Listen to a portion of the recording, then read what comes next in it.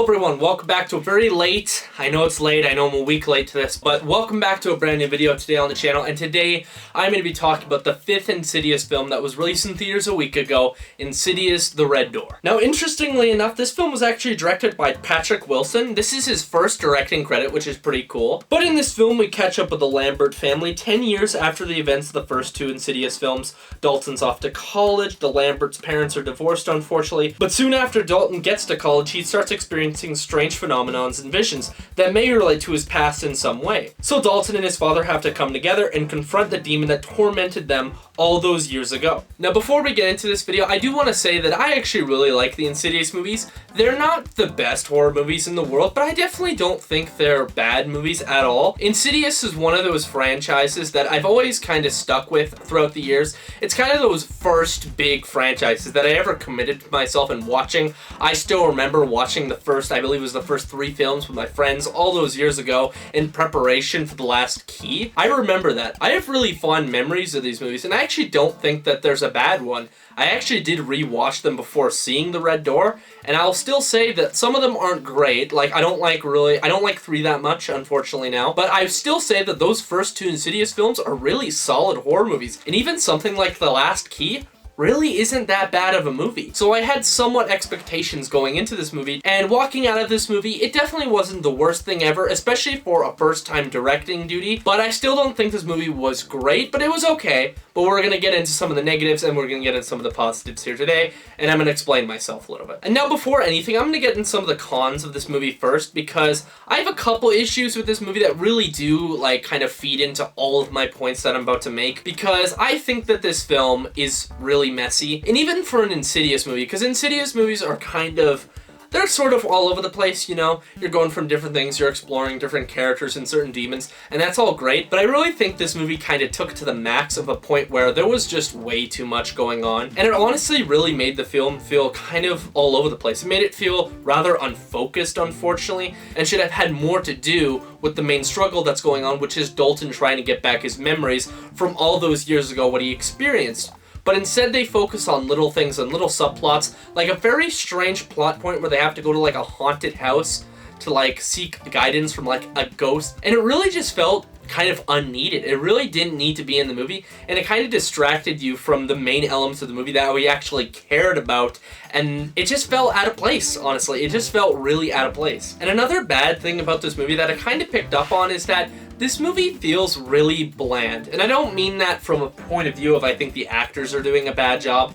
I don't think that the actors are doing that bad of a job at all, but I think my really big thing about this movie is that all the Insidious movies had a very distinct feel about them where they felt very creative. They felt rather cheesy, but they still had an edge to them that made them enjoyable. Everything looked really nice, everything was shot very nice, horror scenes were shot great, everything in that aspect was perfect.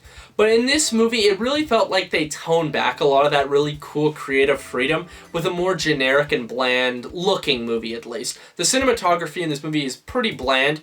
There are some cool ideas that they do kind of go with, like there's one where there's a window and he's got all these pieces of cardboard up and he's pulling it up. I forget why he's actually doing it, but in the movie, it's a cool thing, and of course there's something scary happening behind it. It's an okay scene, but I felt like there was a lot of points in this movie where it was really just missing that magic that made the other Insidious films look so damn good. And I also kind of thought the script was kind of bad this time around. Like I said, it feels very unfocused, but I think a lot of the dialogue in this movie is especially cheesy or bad in other ways. Like, just very little weird moments of dialogue where I was like, And it's just really weird exchanges. They don't take a whole lot out of the movie, but they were noticeable to an extent, at least for me, and I just didn't really like those moments, because most of the Insidious films, as much as they are cheesy, they still have a very distinct tone about them, and they still try and be serious. They are cheesy, and it's very far-fetched of what's going on, but it still makes it feel like semi-believable with the tone that they go for.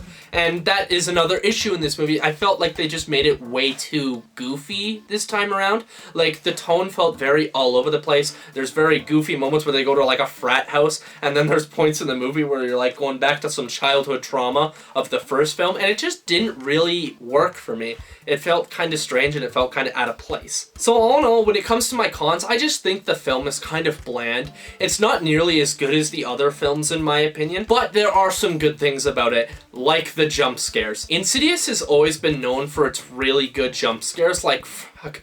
Do you remember in the first movie?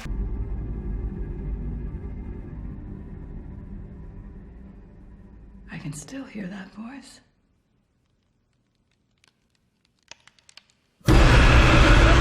Yeah, I still think about that part a lot. I do sometimes get nightmares from that demon still. It scared me. I have no idea why. But that demon has always scared me ever since I saw it. I have no idea why. Every time he shows up, if it's in a sequel, I always jump 10 feet. I don't know why. Maybe I'm just a pussy.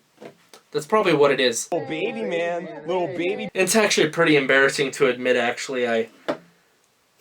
We're gonna cut that out. No. But getting back on track, there are some really good jump scares in this movie. Insidious, like I said, is very much known for that. And in this movie, it's no different. There are a lot of really good jump scares. Particularly, there's one scene where he's like in an MRI machine that I thought was pretty great. There was a lot of really great tension. And that tension goes throughout the movie as well. There's a lot of really great build-up for these scenes. A lot of really good build-up for these scares that those Insidious movies do so damn well. And it gets to a point where you actually... It's interesting, because for most horror movies with jump scares, you complain about them, you know, big, loud, obnoxious jump scares, but the Insidious movies are kind of built upon that, so I'm not going to complain about it, because honestly, that's the point. The jump scares are kind of the point.